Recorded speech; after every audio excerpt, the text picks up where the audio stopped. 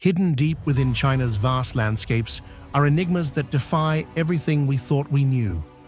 From mysterious pyramids towering in remote valleys to ancient artifacts carved with scripts no one can read. These are not legends, but real, silent witnesses of a past erased. They don't appear in school books. They aren't part of any dynasty's timeline.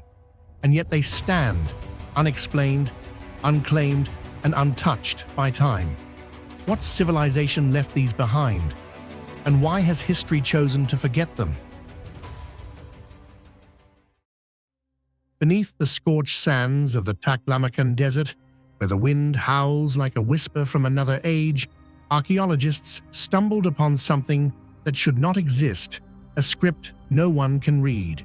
In the forgotten tombs of Lulan, a once thriving oasis swallowed by time, fragments of wood cloth and leather held markings unlike anything ever seen before. They weren't Chinese, they weren't Brahmi, they weren't Persian Sogdian, or any script known to history. They were something alien to our records, symbols that speak in silence, a language with no relatives, a message from a civilization that has vanished so completely even their words remain untouchable. For over 40 years, linguists, historians, and cryptographers have tried to decode them and failed. No key, no pattern, no clue where to begin. What kind of people write in a language the world has never known and then disappear without a trace? Welcome to the enigma of the unidentified script in the Lulan tomb, possibly the most haunting lost writing system humanity has ever unearthed. What do you think these symbols are? Were they part of a forgotten language, a sacred code only known to the dead, or just random marks with no meaning at all? Could this be evidence of a lost civilization we've never even heard of? Let us know what you think in the comments below. Your theory might be the one clue we've all been missing. One of the most perplexing aspects of the symbols discovered in the ancient Lulan tombs is their complete disconnection from every known writing system in human history. Since their discovery, linguists and symbol experts from China, Europe, and the United States have made extensive efforts to compare these signs with hundreds of ancient scripts from Chinese characters, Brahmi, Old Persian, and Sogdian, to lesser-known scripts like Khitan and Tangut. But all efforts have led to a single conclusion: the Lulan symbols do not belong to any known script family. They do not bear the structural brushstroke features of Chinese characters, nor do they follow the linear arrangement typical of Mesopotamian cuneiform. They also lack the curved diacritics or ornamental lines found in Brahmi or Arabic. Some symbols resemble abstract geometric forms, triangles, waves, spirals, while others appear more like ritual emblems or symbolic drawings. However, none of the symbols repeat in a consistent pattern that would allow researchers to establish grammatical structure or syntax, an essential condition to qualify a system as a true written language.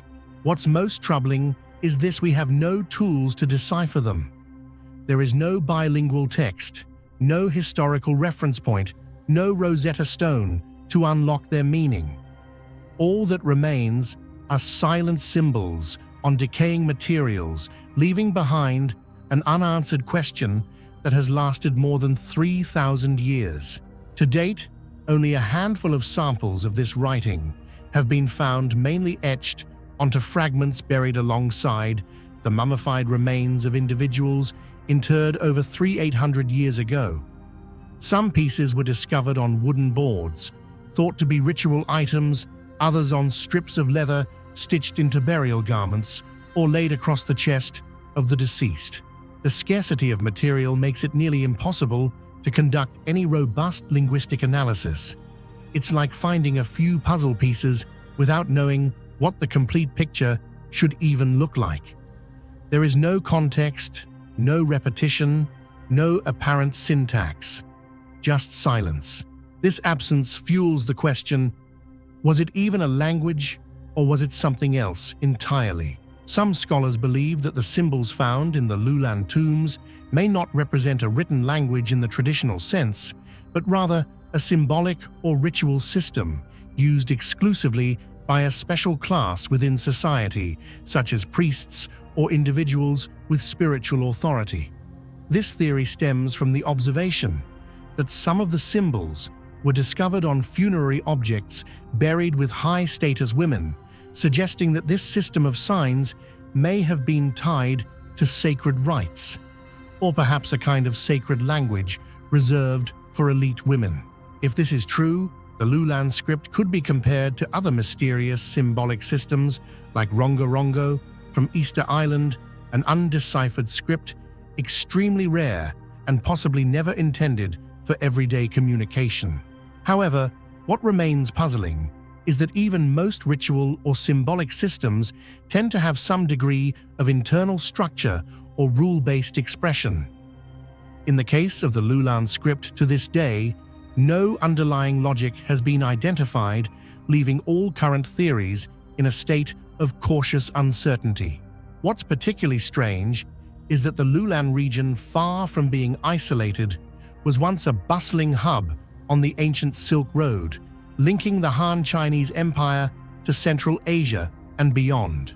Merchants, monks, and mercenaries passed through Lulan, bearing languages, artifacts, and ideas from thousands of miles in every direction.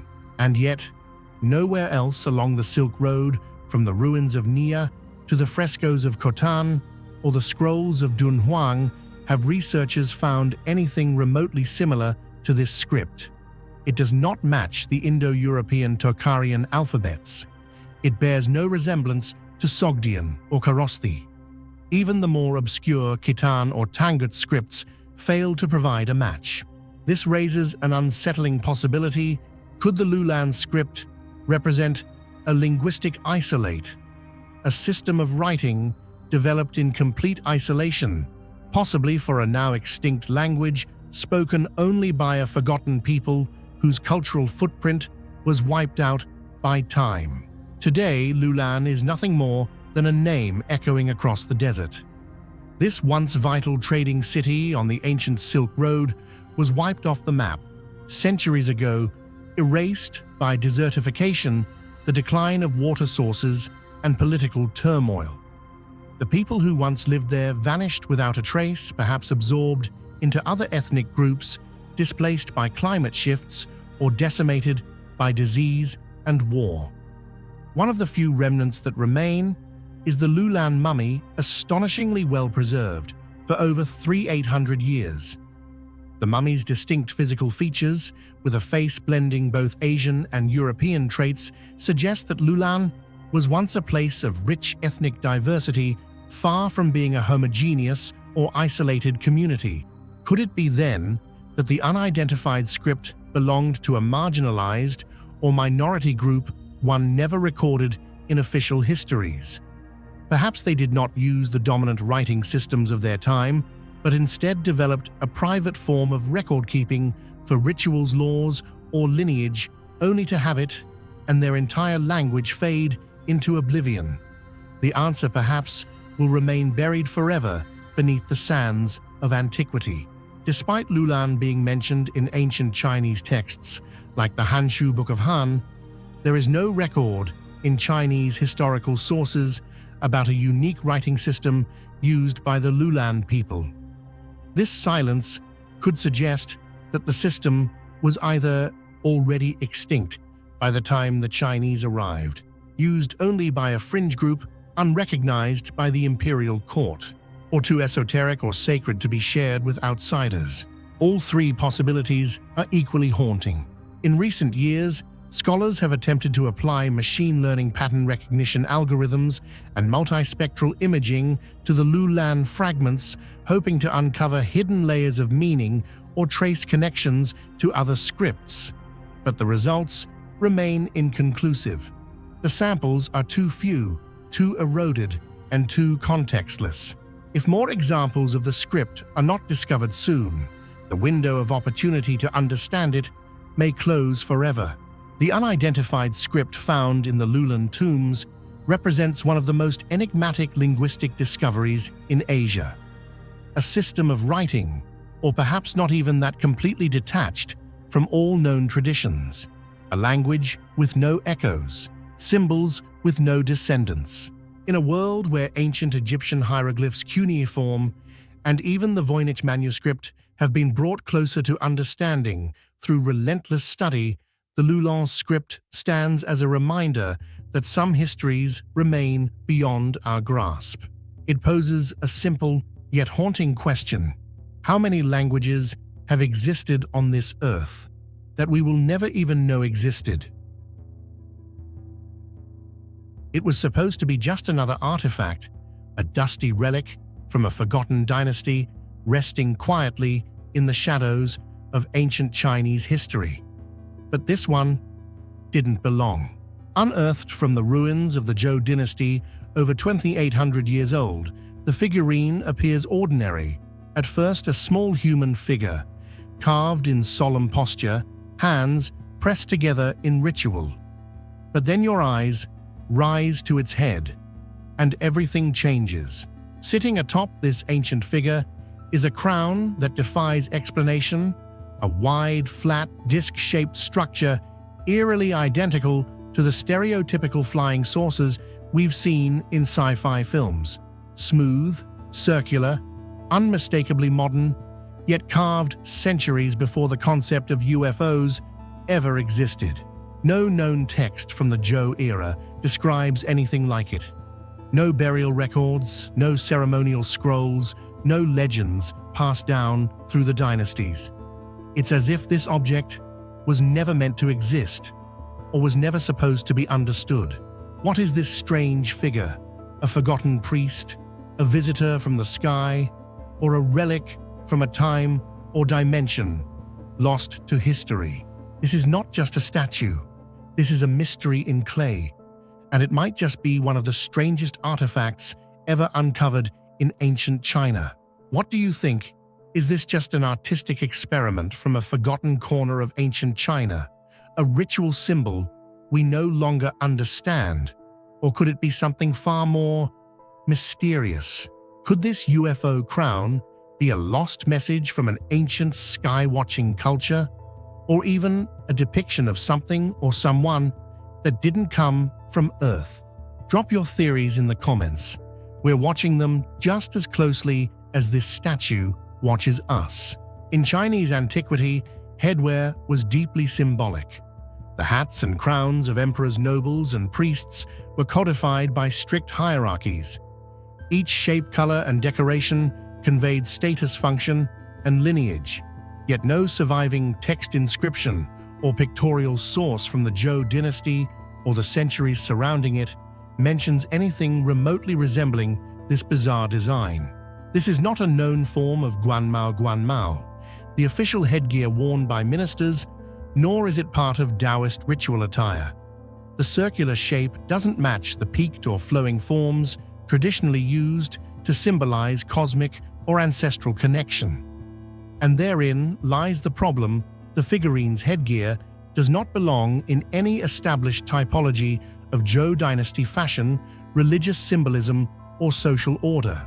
This mystery deepens when we turn to the historical texts. The Zhou dynasty was not an illiterate society. On the contrary, it was a period rich in documentation. The Book of Rites, the Zhou Li, and other classic texts outline everything from how to conduct state sacrifices to what color robes to wear at funerals. Archaeological finds from this era include bronze inscriptions, ritual codes, and even early philosophical treatises. Yet despite this wealth of detail, there is no mention of a ceremonial crown with a flat, saucer-like disc. No reference to a priest-king or spirit medium donning such attire. No illustrations, no descriptions, no poetic metaphors. This absence is deafening. Some argue that the figurine represents a regional practice, perhaps from a remote borderland of the Zhou world, where local customs diverged from the mainstream. That's plausible. The Zhou Empire was a decentralized feudal state, and local lords often blended central traditions with older tribal rites. But even then, we would expect some cultural echo of this headgear in tomb art, in funerary texts, or at least in parallel finds. But so far, this figurine stands alone. The mystery of the UFO crown has stirred a number of alternative theories. Some suggest that the figurine could be a forgery, a modern hoax meant to provoke curiosity or profit.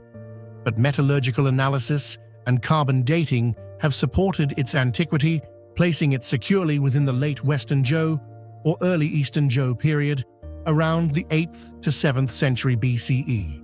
Others propose that the figurine represents a mythological figure, perhaps a celestial envoy, or being from Taoist cosmology.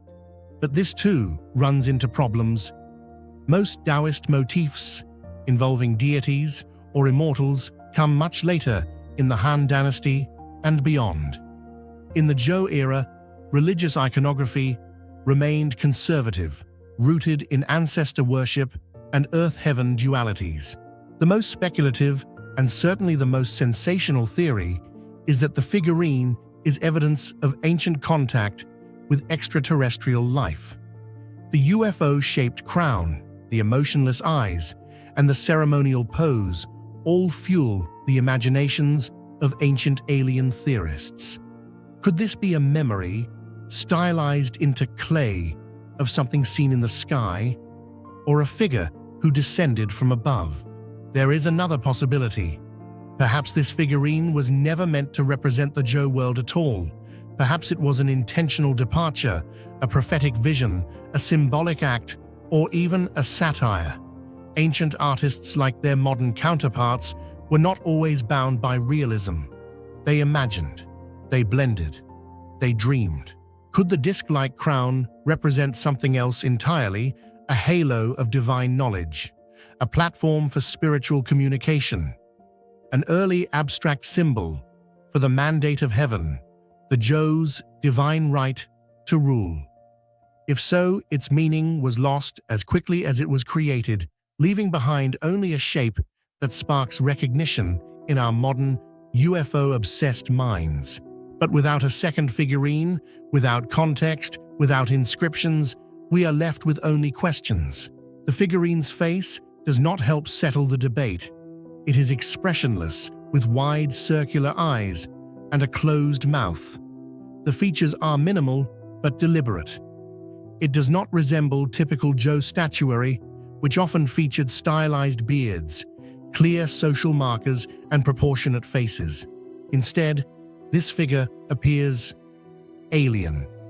Not extraterrestrial perhaps, but other, different, removed. Its posture, hands pressed together at the abdomen, body erect, suggests ritual meditation or reverence. Is it a priest, a spirit, a dream? Some scholars suggest it may represent a shaman, a figure who bridges the worlds of the seen and the unseen. If so, perhaps the disc-shaped crown was never meant to be physical, but metaphorical, a halo of perception, a symbol of opening the sky. But again, this is conjecture. The Zhou had shamans, yes, but they did not document them like later dynasties, and nothing we've found before or since features this type of attire or iconography. In the end, the Zhou dynasty figurine wearing a UFO crown remains exactly what it appears to be, an outlier, a question mark cast in bronze, a relic whose silence speaks louder than any text. In the absence of explanation, it invites imagination. It stands at the crossroads between archaeology and myth, between hard science and wonder. Whether it is a remnant of a lost ritual, a forgotten culture, or a deliberate mystery, it continues to inspire. Perhaps that is its true function, not to answer, but to awaken curiosity. Because sometimes what's most important in history is not what we know, but what we can't explain. Amidst the endless grasslands where no human footprints remain, where the wind howls across a forgotten land, a massive circle of stone quietly stands as if it were raised by a long-lost hand from thousands of years ago. No signs, no written records, and almost no one knows it exists. Yet from above, the structure sends chills down your spine. Gigantic megaliths arranged in a near-perfect circle with carefully placed standing stones at its center.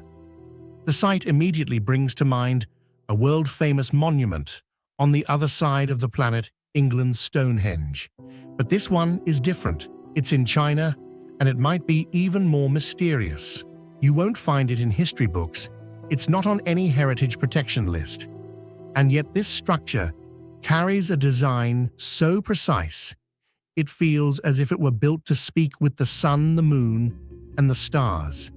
And if the early theories are right, then perhaps the ancient people of Inner Mongolia understood astronomy far more deeply than we ever imagined. What do you think about a massive stone structure in the middle of the Chinese grasslands, arranged in a layout that mirrors Stonehenge's astronomical design?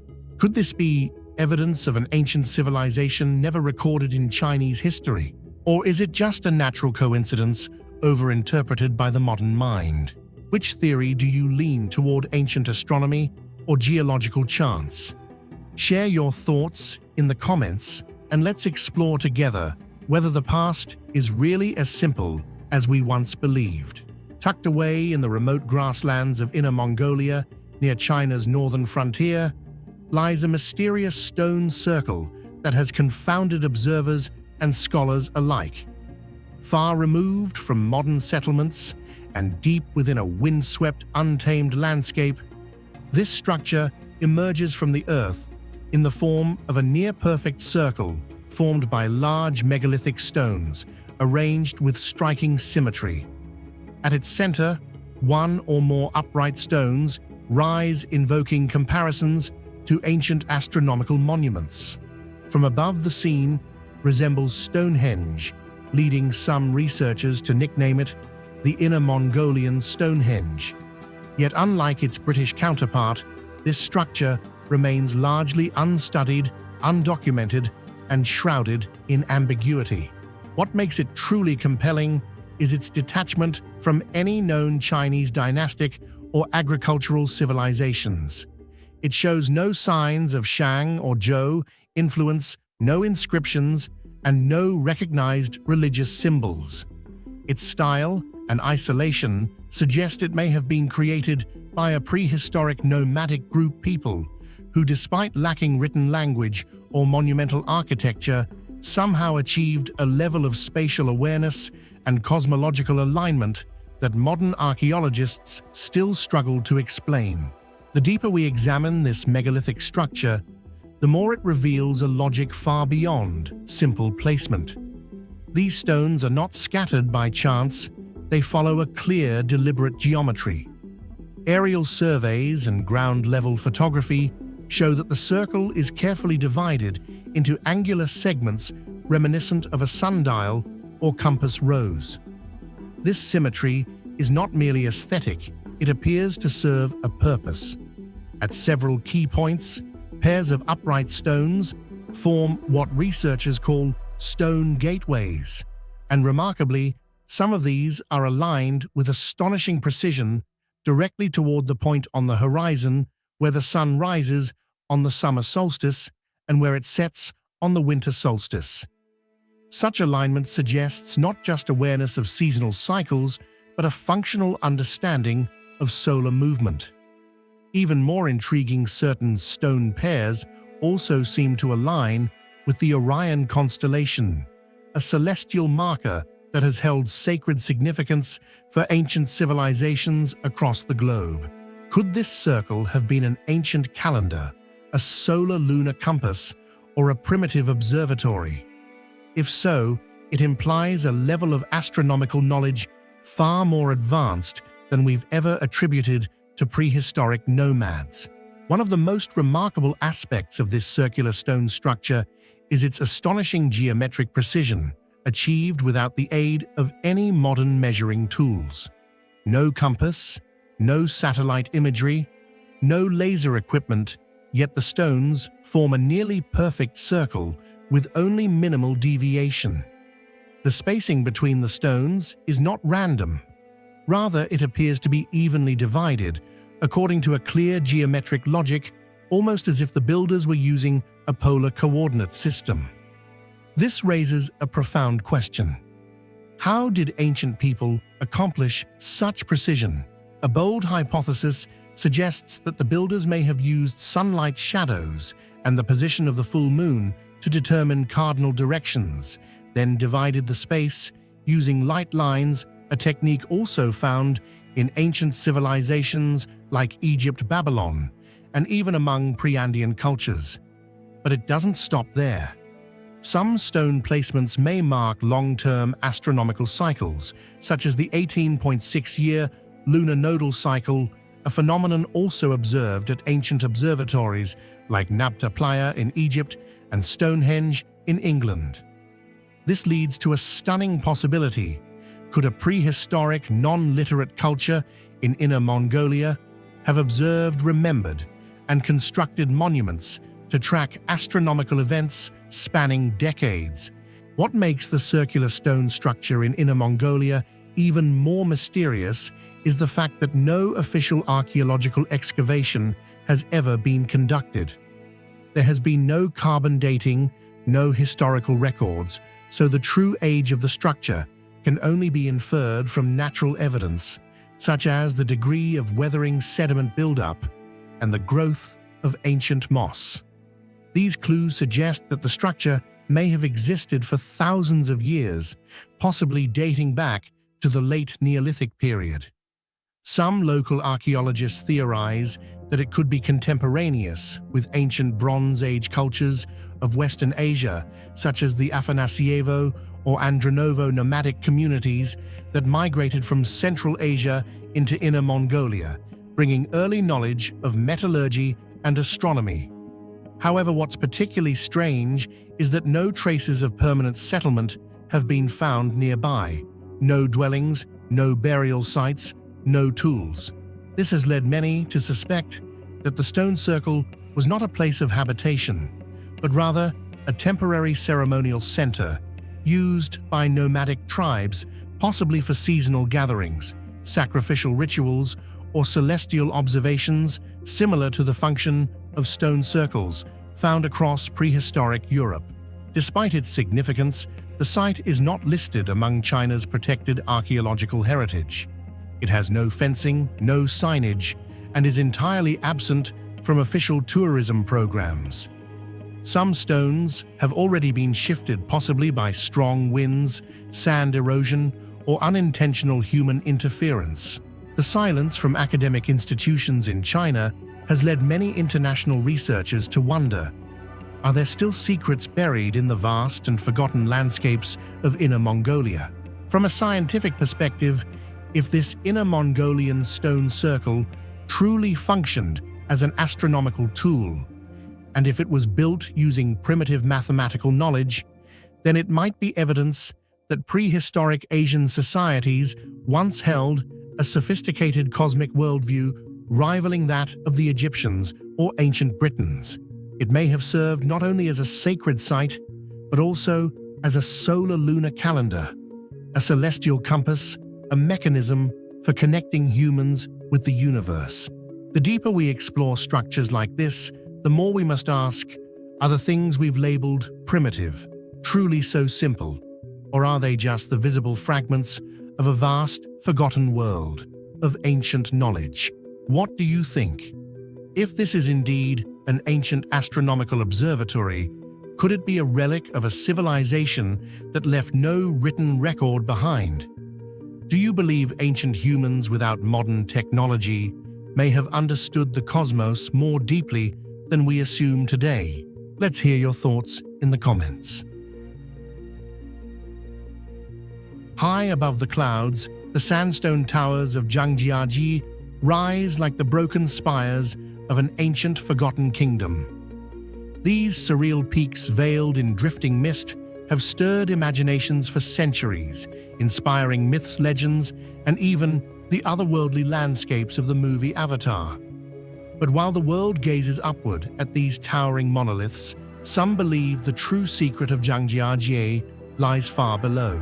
Hidden beneath the stone forest may rest one of the greatest enigmas of our time, a vast underground city, ancient beyond recorded memory, carved into the very bones of the earth. Strange caverns, unnatural formations, and geometric patterns found deep within the mountains have led some to wonder, did a lost civilization once thrive here? Beneath the mountains, no one dared to enter. And if so, why is there not a single word about it in any historical record? The silence of history may not be accidental. It may be the loudest clue of all. But what do you think? Could these strange formations be the work of nature, or evidence of a lost civilization buried beneath the surface? If ancient people really built a city here, why would history erase them? Drop your theories in the comments. We want to hear what you believe. This theory has gained attention due to a number of geological anomalies and unexplained structures found in and around the Zhangjiajie region. Deep inside certain sandstone formations are cave networks that defy conventional understanding of natural erosion. While sandstone is not the hardest rock, it typically weathers in irregular patterns. However, several caves in Zhangjiajie display unnaturally smooth walls, symmetrical layouts, and even step-like terraces that appear to have been carved by intelligent hands rather than by wind or water. Geologists have struggled to explain these anomalies. In some cases, the walls of the caves are nearly vertical and display flat ceilings, a feature rarely seen in natural caverns, especially in this type of rock. Even more striking are geometric indentations that suggest the use of tools, rectangular niches, cross-hatched grooves, and polished surfaces that do not occur naturally. Some sections resemble passageways or chambers, as if they were once inhabited or used for specific purposes. The strange discoveries in Zhangjiajie, from unnaturally smooth cave walls to markings that appear carved, have led some researchers and independent investigators to propose a bold hypothesis. Could an ancient civilization have once existed and lived underground here? While it may sound like science fiction, the idea is not entirely far-fetched when we consider human history. From the vast underground cities stretching for kilometers in Cappadocia, Turkey, to the catacombs and tunnels beneath Paris and Rome, ancient people clearly possessed the capability to construct complex subterranean spaces for shelter, worship, or concealment. So why couldn't China, with its thousands of years of civilizational depth, harbor a similar network, possibly one even older than recorded history itself? And this brings us to the most haunting and perplexing aspect of the entire mystery. There is no historical record, none whatsoever, that even hints at the existence of any ancient city or settlement beneath Zhangjiajie. In China, a nation known for its meticulous and vast historical records, the complete absence of any documentation related to these underground structures is startling. Chinese dynasties dating back millennia kept detailed chronicles of their architecture, cities, conquests, and religious practices. From the Great Wall to the Terracotta Army, historical accounts have always served as the foundation for archaeological discovery. But in the case of Zhangjiajie, not a single ancient scroll, imperial edict, or local folklore explicitly mentions any underground city or human construction beneath the sandstone towers. This silence is deafening. It raises two profound possibilities. The first, these underground structures were never known to historical Chinese civilization.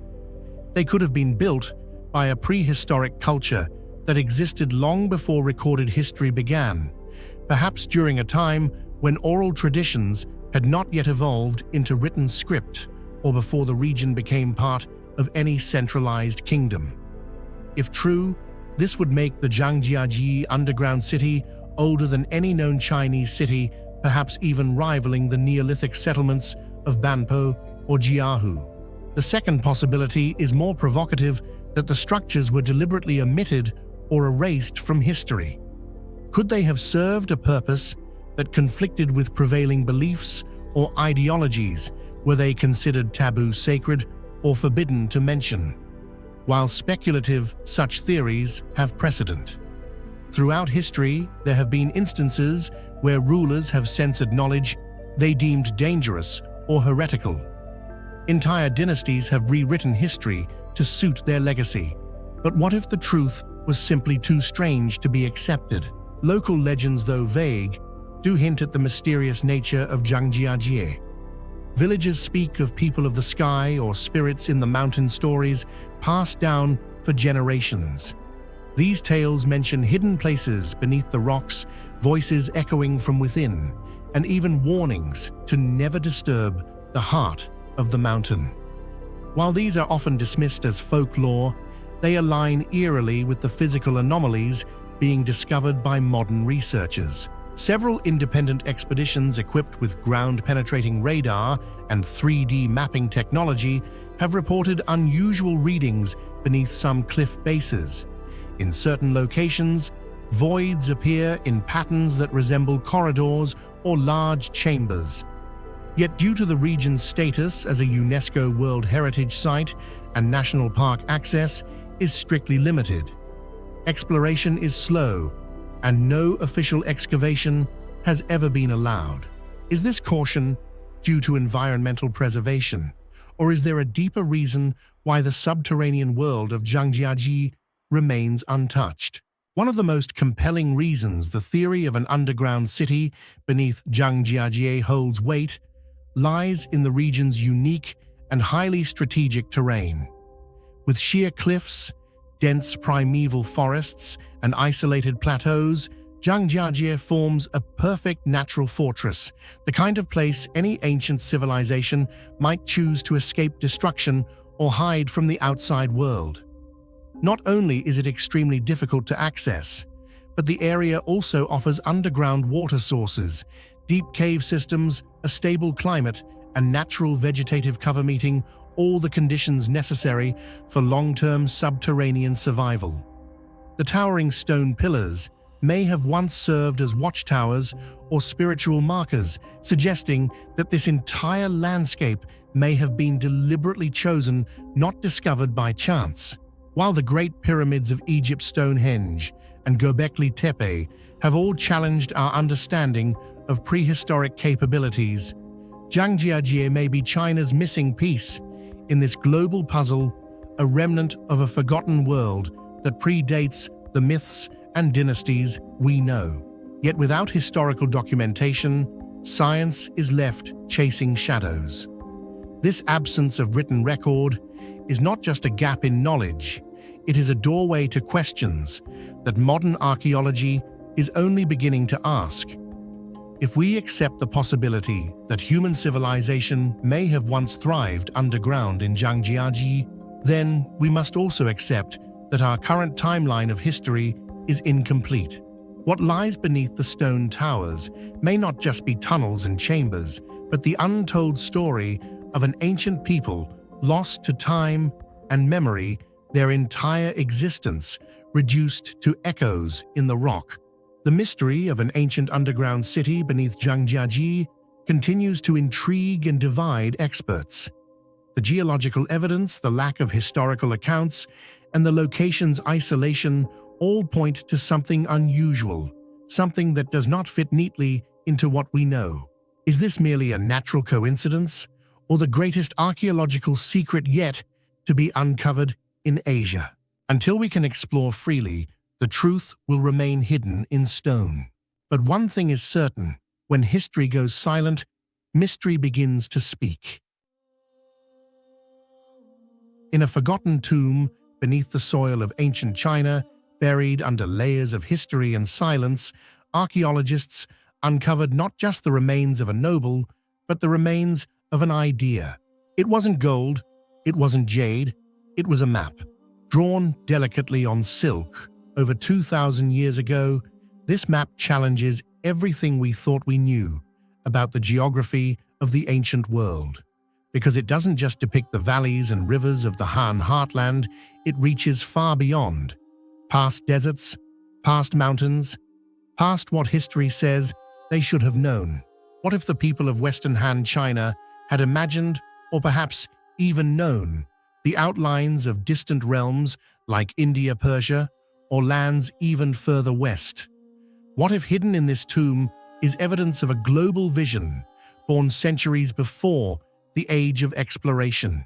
This is not just a map, it is a mystery, a message across millennia, and perhaps a forgotten glimpse of the world as it once was, or as they believed it to be. What's your take on this ancient silk map? Do you think it's real geography or symbolic myth? Could people in ancient China really have had knowledge of lands as far as India or even Africa? Or is this just a funerary fantasy drawn more from imagination than fact? Drop your theories in the comments. Was this a true world map or a dream of one? Inside a noble tomb from the Western Han dynasty, believed to date back to the 2nd century BCE, archaeologists unearthed an artifact that stunned the academic world, a map painted on silk, astonishingly well preserved for over 2 millennia. The tomb, discovered in either Gansu or Sichuan, depending on the source, contained luxurious burial items such as lacquerware silk textiles and ceremonial weapon symbols of power and status. Yet far beyond material wealth, it was this silk painting, resembling an ancient world map, that sparked intense scholarly debate. This was no diagram of farmland or administrative regions as commonly seen in Han-era cartography. Instead, it represented a geographical vision, reaching beyond the borders of ancient China, raising the possibility that people of that time may have had, however vague or symbolic, a perception of a world far larger than previously recorded in history. The real mystery and the heart of this story lies in the scope of the map.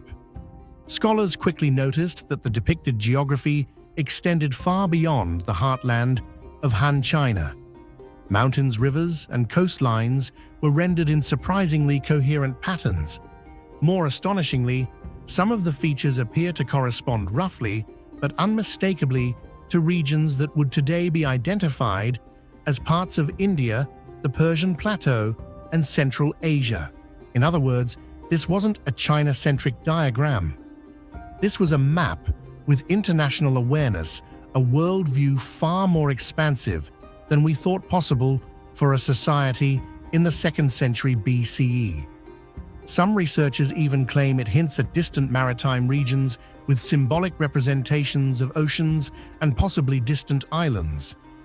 This has led to jaw-dropping suggestions that ancient Chinese elites may have had conceptual knowledge of regions bordering Africa or the Middle East, or at least had heard tales of such lands through intermediaries like nomadic traders or Silk Road caravans. Imagine the implications. 2,000 years ago, someone in China held a vision of the Earth that extended far west, a global mindset before globalization. One of the most astonishing aspects of the Western Han Silk Map is the remarkable sophistication in cartographic thinking demonstrated in its every detail. Unlike symbolic religious or astrological diagrams commonly seen in ancient cultures, this map clearly reflects a deliberate effort to represent real spatial relationships between geographical features. Mountains are drawn with a consistent system of symbols, rivers follow natural directional flow, and territorial regions are arranged in a relatively accurate layout, not perfect by modern standards, of course, but far exceeding expectations for a map over 2,000 years old. Some scholars suggest that the map may have employed an early form of symbolic scale, intended to convey geographic distances or terrain complexity between different areas. In addition, signs of clear directional awareness, such as the arrangement of features aligned with the 4 cardinal directions east, west, south, and north, have led many to believe this could be a rudimentary form of coordinate system. All these factors combined make the map not only exceptional by the standards of ancient Asian cartography, but also potentially comparable to Greco-Roman maps in terms of structure and geographic ambition, suggesting a body of knowledge that was far from primitive and may even have been centuries ahead of its time. A key question arises: how could such an expansive geographical worldview have formed within ancient Chinese society? The answer likely lies in the early foundations of the Silk Road, which had already begun to take shape even before the famed missions of Zhang Qian in the 130s BCE. Although the fully established trade route would come later, during the Western Han period, there were already networks of knowledge goods exchange and oral legends flowing along nomadic paths crossing the Tian Shan Mountains and Central Asian steppes to link China with distant civilizations. It is highly probable that the creator of the Silk Map had never personally visited the lands depicted. Instead, they likely gathered fragmented bits of information from travelers, merchants, or diplomatic envoys, people who brought not just commodities, but also stories, second-hand descriptions, and imagined visions of lands beyond. Over time, mapmakers would have blended fact with imagination, merging observable elements with folklore and speculation. The result was a map that may not have been geographically accurate, but nonetheless represented a genuine effort to grasp what lay beyond the known world. In this way, the map served not merely as a navigational tool, but as a unique cultural artifact, reflecting not only what the people of the Han era knew, but also what they dared to imagine. Despite the excitement, not all scholars agree on the interpretation. Some believe the map is largely symbolic, representing spiritual or cosmological ideas rather than real geography. Others suggest it was a funerary object intended to guide the deceased through an imagined afterlife world. But even if the map was symbolic, the geographic logic embedded in it is hard to ignore. There's a difference between pure symbolism and organized spatial thinking. The latter points to an advanced conceptual framework for geography, a worldview that reached beyond rivers and provinces to embrace entire continents, real or imagined. If this really is a world map, then it precedes many other famous maps by centuries. It challenges the idea that ancient civilizations were locked in local bubbles of knowledge. It forces us to reconsider what Han Dynasty scholars might have known and what they were capable of imagining. More importantly, it suggests that global thinking is not a modern invention. Long before satellites or GPS, before Mercator projections or globes, there were humans who looked beyond their borders and tried to understand the shape of the Earth using ink silk and curiosity. What do you think? Could ancient Chinese cartographers really have had a working knowledge of regions beyond Asia? Was this truly a geographic map or a visionary blend of belief and knowledge? Is it a lost chapter in the history of cartography or simply an artifact of imagination? Whatever the case, this tomb and its silk map remind us of something timeless: the human desire to map the unknown, to chart what lies beyond, and to leave behind a picture of the world as we saw or dreamed it. In a rather unremarkable area of Guangdong Province, China, archaeologists and ancient technology researchers were stunned by a peculiar discovery: massive stone blocks cut with astonishing precision, straight as a ruler, smooth as glass, and with edges so sharp and perfect that they seem to have been created by modern industrial machinery. This phenomenon has come to be known as the precision stone cuts at Baisha.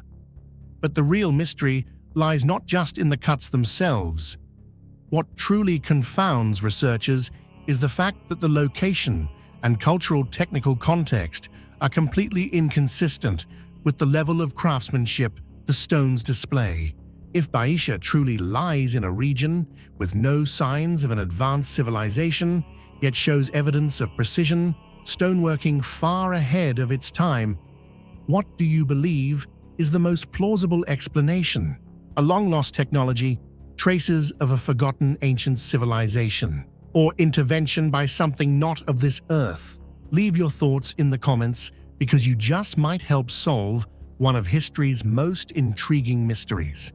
One of the most perplexing aspects for researchers studying the ultra-precise stone cuts at Baisha lies in the cultural and geographical context of the site. Baisha is not part of any major civilization center known to history. It doesn't fall within the territories of advanced ancient civilizations such as Egypt, Mesopotamia, Greece, or even the central core of ancient Chinese civilization. Instead, it is a rural mountainous area regarded as having a relatively modest level of development within the broader landscape of human history. What's most striking is that there is absolutely no evidence suggesting this region ever possessed the level of technology or social organization necessary to produce such high-precision stonework. No signs of large-scale metallurgy, no remains of complex architectural systems, and no traces of stone, bronze, or iron tools used for cutting or shaping have been found. Everything is conspicuously absent. This void has led many archaeologists to conclude that, logically speaking, Baisha should not have been capable of producing these stone cuts. And if that's true, it raises an even deeper question. Could it be that a crucial piece of technological history has been completely overlooked or lost by mainstream narratives? The stone blocks at Baisha exhibit craftsmanship so astonishing that even modern engineers are taken aback. Many of the cuts are deep, uniform, and perfectly straight, as if made with a laser measuring device. The surfaces are smooth and flat, to the point of reflecting light, something nearly impossible to achieve with ancient hand tools. Most strikingly, some of the corners form near-perfect right angles, and several grooves maintain a consistent width with deviations of less than a millimeter tolerances comparable to modern industrial machining standards. Mechanical engineers who have analyzed the images have openly stated these appear to be the result of high-pressure water jet cutting, or perhaps even laser technology. The real question is, if no industrial machinery existed at the time, then who created these cuts, and how, during an era that hadn't even discovered electricity? The most striking anomaly at Baisha isn't just the astonishing precision of the stone cuts, but the fact that they appear completely isolated, with no signs of supporting technical development or societal infrastructure. Unlike sites such as Pumapunku in Bolivia or Sacsayhuaman in Peru, where at least there are traces of a stoneworking tradition or evidence of large-scale social organization, Baisha is utterly empty. There are no metal tools, no signs of specialized labor systems, and no archaeological indicators that this place ever developed stone-cutting technologies. It stands as a technical oasis in a prehistoric desert, entirely out of place and without explanation. This isolation has led archaeologists to ask a deeper question: is Baisha a forgotten remnant of something greater, or could it be a sign that human history is still missing an important chapter? In the face of the implausibly precise stone cuts found at Baisha, many independent scholars and researchers outside mainstream academia have been compelled to ask bold questions. If we rule out the idea that these are the products of primitive tools, then could we be looking at the remaining evidence of a prehistoric civilization that has completely vanished, leaving behind nothing but traces of advanced stoneworking techniques? Another hypothesis suggests that ancient humans may have once possessed technologies now completely lost to history, not due to a lack of intelligence, but because of disruptions in historical continuity, such as wars, natural disasters, or extinction events. Among proponents of fringe research, Baisha has even been cited as a potential piece of evidence supporting the ancient astronaut theory, the idea that extraterrestrial beings may have intervened in human history, leaving behind technological imprints far beyond the capabilities of early societies. While mainstream science largely dismisses such theories as speculative or unscientific, they continue to captivate public interest, especially among those who believe that human history is far more complex than the simplified narratives found in textbooks. Although the stone cuts at Baisha have sparked much controversy and inspired a range of bold hypotheses, no official scientific study has yet been published with rigorous analysis or verifiable data. No research team has employed electron microscopy to examine the microstructure of the cuts. No 3D reconstructions have been attempted to simulate the manufacturing process, and there is a complete absence of geochemical analysis or radiometric dating to determine the true age of the stones. While similar sites in South America or the Middle East have received widespread academic attention, Baisha remains largely overlooked. This lack of investment, lack of focus, and lack of data has turned Baisha into a forgotten enigma buried within the folds of history. Could Baisha be a misplaced puzzle piece in the grand story of human history, a detail that doesn't quite fit, that clashes with the orderly timeline we've long accepted as truth? The existence of ultra-precise stone cuts in a region lacking any known technical foundation forces us to ask, is the past more complex than what our textbooks suggest? Perhaps in the interest of clarity and simplicity, history has been overly streamlined, editing out inconvenient anomalies like Baisha from the mainstream narrative. And Baisha is not alone. Similar impossible structures have been found across the globe, from the massive stones of Nan Madol to the submerged architecture of Yonaguni and the giant geoglyphs of the Nazca Plateau. Yet while these sites have gradually gained recognition and scholarly attention, Baisha remains quietly forgotten, modest, hidden, and still misunderstood for its true significance. Buried deep beneath the fertile alluvial soil of the Huai River Plain, once the cradle of many ancient civilizations, in central China, archaeologists have uncovered one of the most bizarre and puzzling structures ever recorded: a trench over 1 kilometer long, carved with uncanny straightness, with flat surfaces and nearly perfect right-angled edges cutting through the earth, as if it were made by a modern engineer wielding precision machinery. But this is no modern project. All evidence suggests it has lain dormant underground for several thousand years, possibly as old as 4,000 years, meaning it predates even the earliest dynasties of ancient China, and certainly any civilization in the region known to have mechanical capabilities. What do you think this structure was? If a perfectly straight trench, stretching for kilometers, had been lying silently underground for thousands of years, what would you guess it was meant for? Share your thoughts in the comments. A massive structure with no known purpose. Is it a mistake of history or a trace of something beyond our current understanding?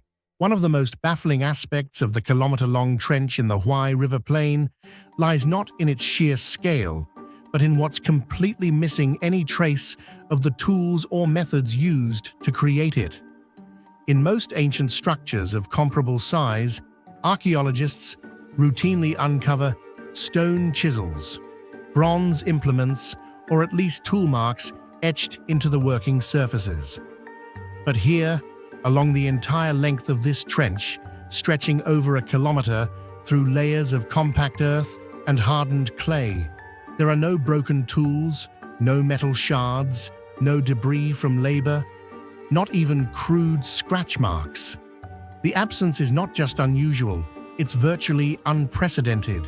What's more, the internal walls of the trench are astonishingly smooth, with surfaces that appear intentionally flattened and aligned. In several segments, researchers found that the trench edges run nearly laser straight, deviating by less than 2 degrees over hundreds of meters. The width and depth remain remarkably consistent, almost as if the trench were cut using a modern machine or guided by high-precision measurements. But this raises a profound dilemma. Such accuracy is far beyond the capabilities of Stone Age or Bronze Age societies, especially when lacking iron tools, surveying equipment, or written engineering knowledge. So if no tools remain, and no known technology could produce such results, the question lingers: how was it made at all? Perhaps even more puzzling than the trench itself is what surrounds it: absolutely nothing. Despite extensive surveys and excavations, archaeologists have found no trace of ancient habitation in the vicinity. There are no shards of pottery, no stone tools, no evidence of dwellings, no burial sites, not even the most basic indicators of human activity. The land around the trench appears sterile from a historical standpoint, as if it was deliberately avoided or forgotten. This is especially strange given that the region lies not far from major Neolithic cultural hubs like Longshan and Dawenku. Yet the trench is completely disconnected from them physically and culturally. How could such a massive construction emerge in isolation, with no community to build it, no signs of those who used it, and no purpose left behind? Among all the strange features of the trench, perhaps the most bewildering is this: no one knows why it was built.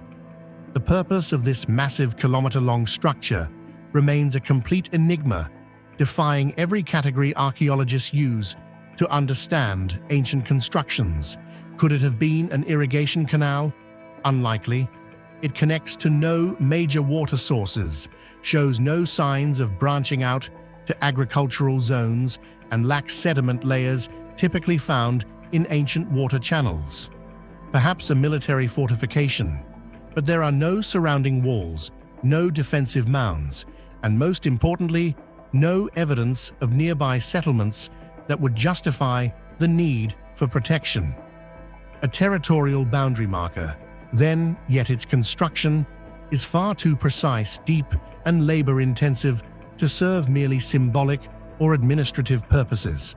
Some have floated the idea of an astronomical or ritual alignment, but precise measurements show it fails to match any known solstice angles, lunar paths, or cardinal directions typically used by ancient cultures.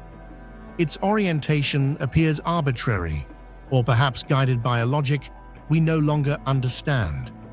In the face of such contradictions, many scholars have reached a humbling conclusion: we simply do not know what this trench was meant for. And in that uncertainty lies its power, a silent, unmoving monument to everything we have yet to uncover about humanity's forgotten past. Faced with a structure so massive, yet so detached from all known patterns of ancient life, scholars have begun to explore bolder, more speculative theories, not out of preference, but from necessity. Some propose the trench might have been part of a forgotten ceremonial complex, perhaps tied to a lost spiritual system that left behind no temples, idols, or myths.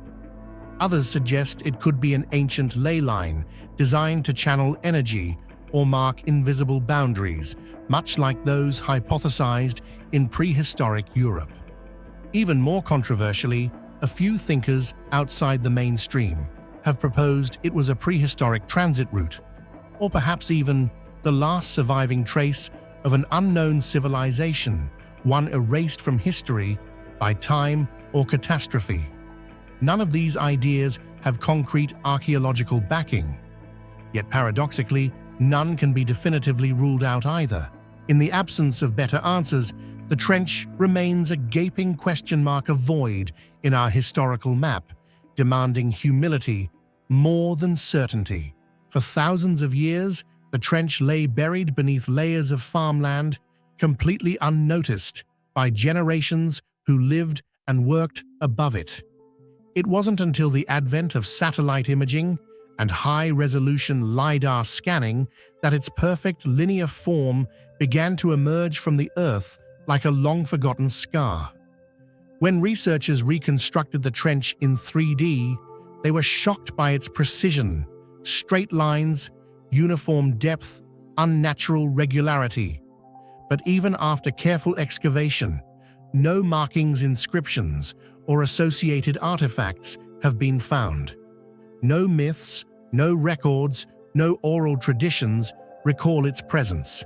It is as if the trench was built in silence and immediately abandoned, erased from both memory and meaning. Today, the kilometer-long engraved trench in the Huai River Plain still lies in place, silent, isolated, and perfectly straight. It stands as a humbling reminder that we do not know everything about our past. Perhaps buried beneath the earth are forgotten ideas, unrecorded efforts, and messages from civilizations never named. When we encounter such structures, science is not a tool to declare certainty, but a discipline of humility, accepting the vastness of what we've yet to understand.